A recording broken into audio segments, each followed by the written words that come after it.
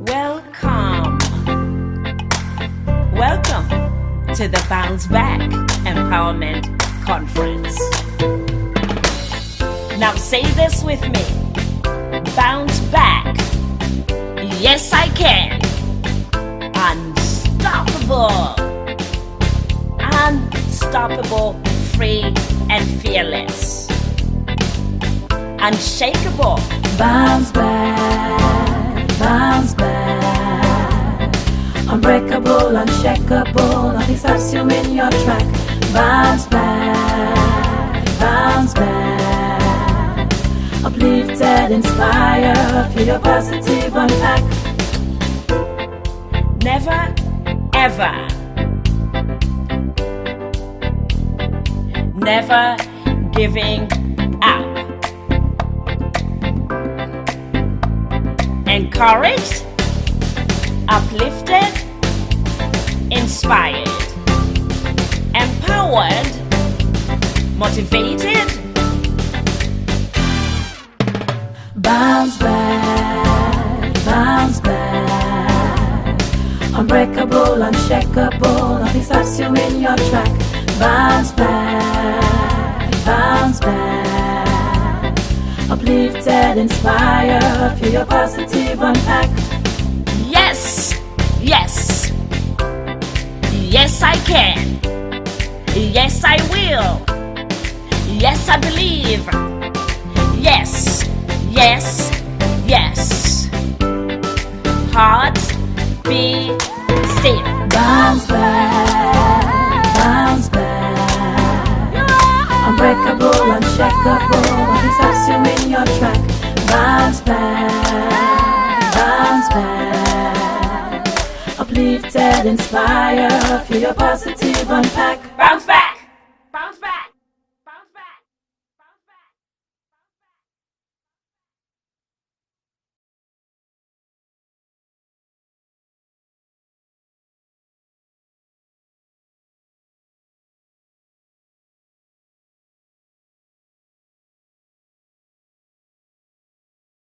Now I want to present the wonderful Nadia Rodriguez Bueno from the Bahamas as she brings the topic of bouncing back from brokenness.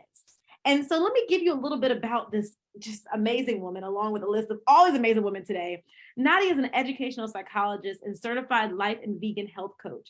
She's the creator of Shift, a faith-based personal and soul development coaching service. Women of Value, a female empowerment service, Making It Work God's Way, a YouTube podcast she produces with her husband. And she also is the radio host for Simply Healthy on Word SBC 88.3 FM in the Bahamas. Just talking it all up across the airwaves, letting people know about what we need to thrive. When Nadia is not singing, I love it because I can't sing, girl, so she can sing for me. Love it. She's speaking or coaching or counseling. She loves spending time with her family. Her best accomplishment in life is being a wife, and it is to the incomparable Mr. Osvaldo Rodriguez Bueno. Ooh, beautiful. Love the love. Love is beautiful. Nadia is humbled to be in partnership with the Lord by using her special gift to make a global and eternal impact. Ooh, just so much light and spark. Oh, Nadia, we are so excited to welcome you to the stage and for you to share what it means to bounce back from brokenness. Turning it to you, Nadia. Good morning, everyone, or good afternoon. Hello, hello. Nice to see those hands. I mean, I'm already full, okay? The first two speakers already have been fire. So we're going to keep the trend, okay? We're not going to break it. So I'm bouncing back from brokenness. And I just want to say thank you again. I feel so blessed to be in this room this morning, today. So let's get right to it because we don't want to lose a minute. Bouncing back from brokenness. Give me a thumbs up, please, if you can see my screen clearly. Go ahead and give me a thumbs up. Okay, so let me start the slideshow. Okay. Great. So in order to bounce back from brokenness, you had to have been broken. And we've already heard some powerful stories and seen the proof that like Natasha, you can bounce back from what was broken in your life. Like Miss Anita, you don't have to let your past define who you are today. So we know that it's possible to bounce back from our brokenness. So here's a question. Like Miss Anita, I'm an educator, so I love interaction. So put your messages in the chat for me. Here's the question. What has to be broken before it can be used? What is something that has to be broken before it can be used? And Sabriya, if you can help me out with some of the answers that may be going in the chat. I see the chat going up. So help me out with some of the answers that are going in the chat. I'm seeing nuts and eggs. Oh, those are good ones. Nuts. I didn't even think about nuts. That's right. Nuts. Excellent. Excellent. Nuts, eggs. Very good. Those are just some of the things that has to be broken so that you can get the juice and the fruit and enjoy the goodness on the inside. And sometimes in our lives, it is the same way. We have to be broken. May I submit to you that before we can experience greatness, going from loss and heartbreak, going from poverty, going from everything that we've heard thus far to something special and amazing and impactful, we have to sometimes be broken. So I have my egg here, and in order to be broken, in order to get that egg, that shell has to be broken. What about a plant? Here's a seed. And in order for a new plant to come, here in the Bahamas, I love mangoes. Mangoes come around in the summer. And in order for that mango tree to grow, to get that juicy mango that drips down your hand, in order for that to happen, the seed has to literally die and break, crack before that new plant can be produced. And here we have it. And even when that new plant is produced, the soil has to be broken so that that plant can come up from underground. So brokenness, we always often look at it as something that is difficult, something that is shameful, something that we don't really want. But can I submit to you this morning, this afternoon, wherever you are tonight, that brokenness is the step to your breakthrough. That brokenness is something that makes us even more beautiful. Here we go. In order to get the rain, we need broken clouds. They need to pour out. So this is a Japanese, ancient Japanese, what do I call it? It's an ancient Japanese art form. It's called kintsugi. And I don't know how many of you know about kintsugi, but what it is that if you have something that has been broken and you really like it, you don't want to throw it away, you take it to a master joinery, and he now takes gold glitter, gold or silver dust, and what he does is fill the cracks of that broken vessel. And so what happens then? The vessel that was just a plain old vessel now becomes something more valuable than when it first had its original form. And that is what I want to say to you today, that your brokenness, because of it, you become more beautiful. Because of the brokenness that Natasha suffered, Anita suffered, they can feed into our lives today. So your brokenness has its purpose and its place. And sometimes we want to run away from it. I can tell you, Jude, I don't want to be broken. Sometimes when I think about some of the things that I've gone through, man, I'm like, what? I do not want to be broken, but I would not know that I am a woman of value if I did not have that experience. And so it is when God takes us who are broken, when we are broken, God steps in and he is the great restorer, just like the joiner, right? The joiner, he's the restorer, and he renews us and he transforms us into vessels of honor, more beautiful than we ever thought that we could be. So I have a story for you here. And I want to start, like Ms. Anita, with a quote of my own, that I strongly believe, and I live by this, that brokenness creates an opportunity for healing. And if I ask you to put your hands up, use your emojis, who don't want some healing? I want some healing. I'll be the first to raise my hand. Yes, I want some healing. So brokenness sometimes is the catalyst that opens up the doors for our healing. And the truth of the matter is sometimes you can't experience healing if you don't go through these brokenness. So I want you to meet Phyllis. Look at that beautiful woman. Phyllis at 17 found herself pregnant, still in high school. So many people discouraged her. Oh, get rid of the baby. You're just starting your life, etc. Phyllis not only had this pressure on her to get rid of this baby, but she wanted to graduate high school. All of her dreams she saw just blowing away, right? She graduated high school, but she had to go and find a job immediately. The dream to go to college was finished. The dream to pursue her dreams was delayed. And this didn't only happen to Phyllis once. She had another child 5 years later, and then a third child 5 years later. So of course she had all these labels placed on her. She was literally broken. But I want to submit to you all today that your brokenness does not devalue you. And I think we've heard this already. Your brokenness doesn't set the standard of the value of who you are. I am a woman of value. And that's what I want all of us to say right after Miss Anita. She said it. We are on point, Miss Anita, because I wanted everyone to say, I am a woman of value. I am a woman of worth. And these are some of the affirmations that I have to speak over my own life before I step out into that harsh, cruel world. Because the world has everything they want to say to you and about you, but they don't even know you. God knows you. He created you, and he created you more precious than rubies, with more worth than rubies. So one day when I read that scripture in the Bible, you were created more precious than rubies, I had to go and find out how much a ruby costs, the worth of a ruby.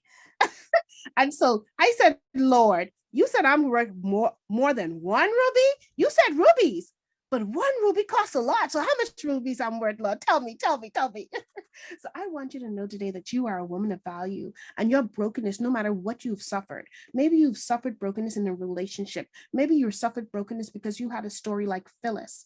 Maybe you suffered brokenness because your dreams have been shattered, but that does not devalue who you are and the contribution that you have to make. You have a Father of favor who just wants to pour his favor onto you. Like Natasha said, he just wants you to step out on faith and watch how things and doors are going to open up, which no man or no woman can shut for you. The broken spirit is what God works with. He is happy to work with your broken spirit, because guess what? Really and truthfully, when we think we're all that, sometimes we're not approachable. Sometimes we're not humble. Sometimes we don't see what we are really born to do because we are all into the fluff.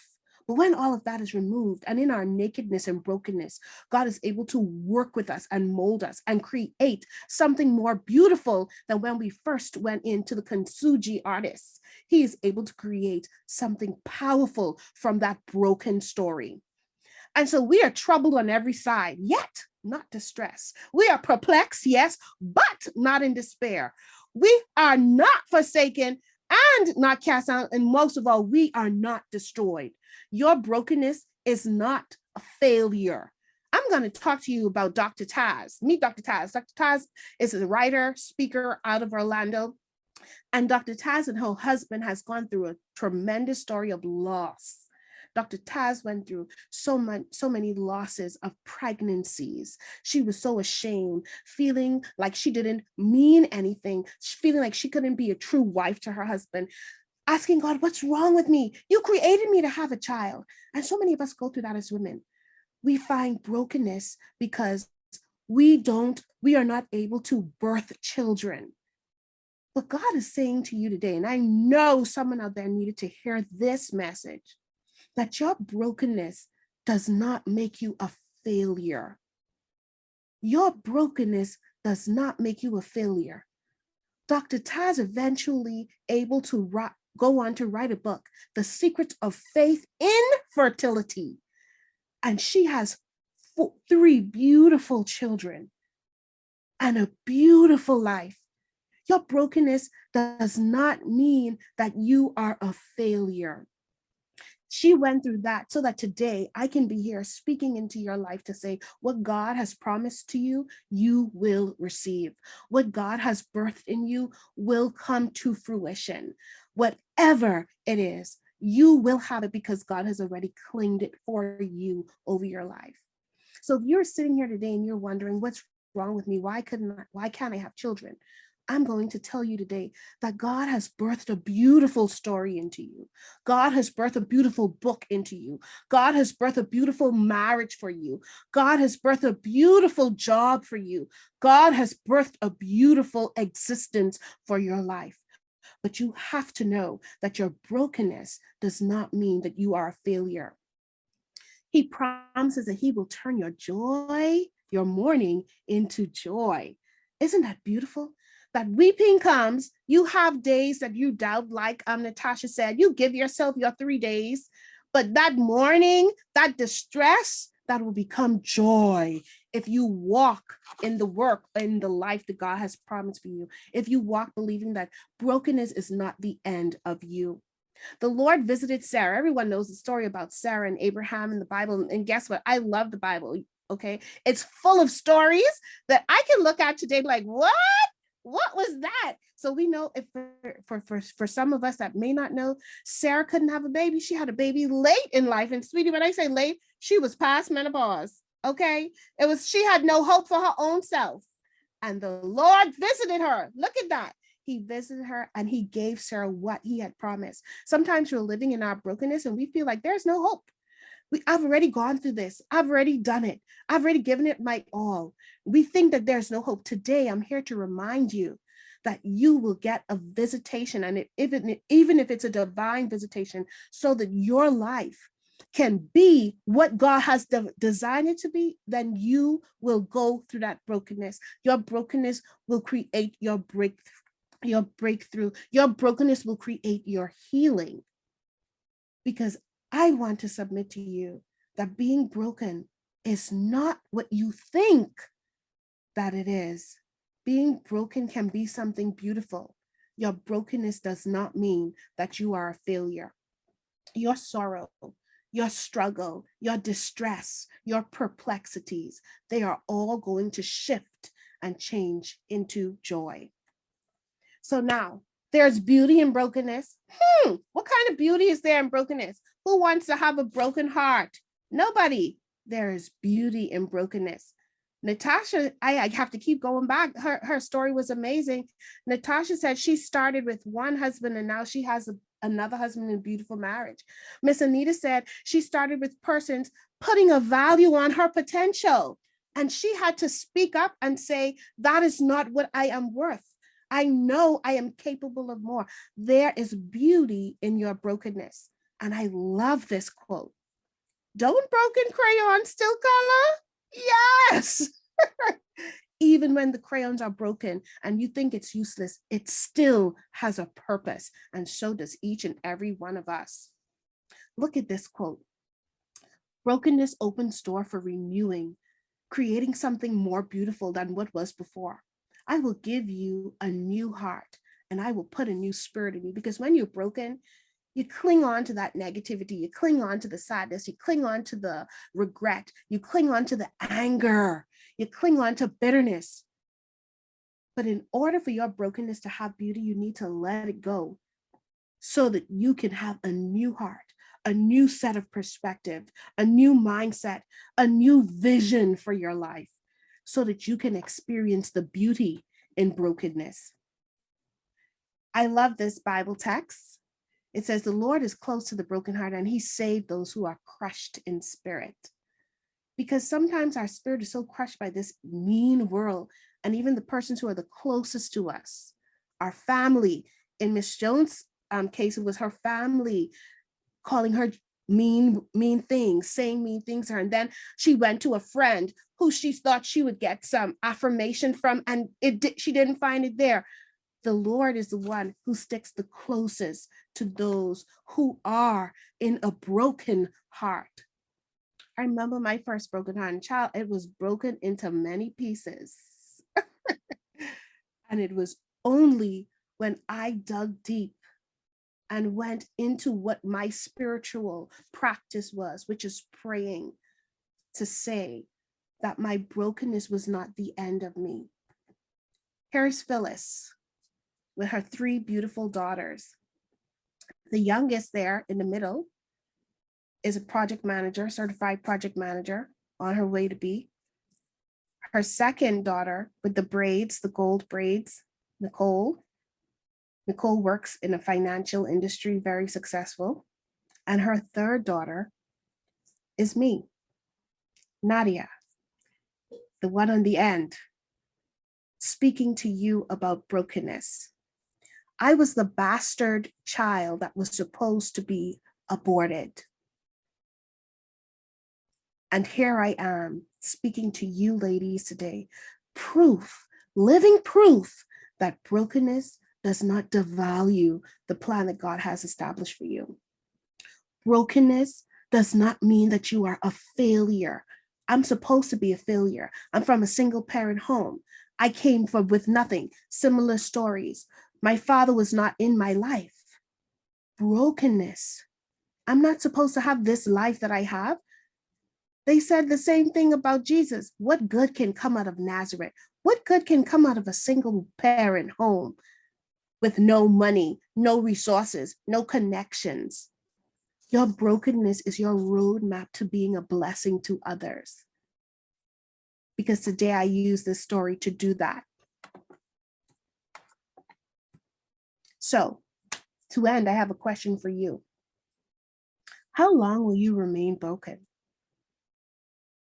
I started off this by saying a quote that I love. Brokenness, it is a catalyst for healing. It creates an opportunity for healing. So how long are you going to be broken? You may not have been responsible for your brokenness. I wasn't. You may not have been responsible for what happened to you.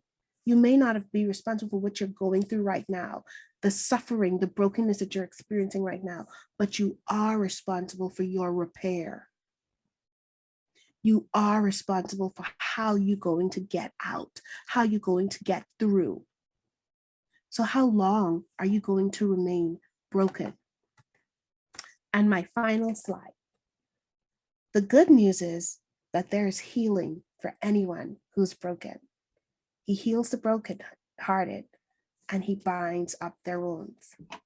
Today is your opportunity to decide that this is the end of your 3 days of weeping and pity. You're going to get up and break through the brokenness. Thank you very much. Oh,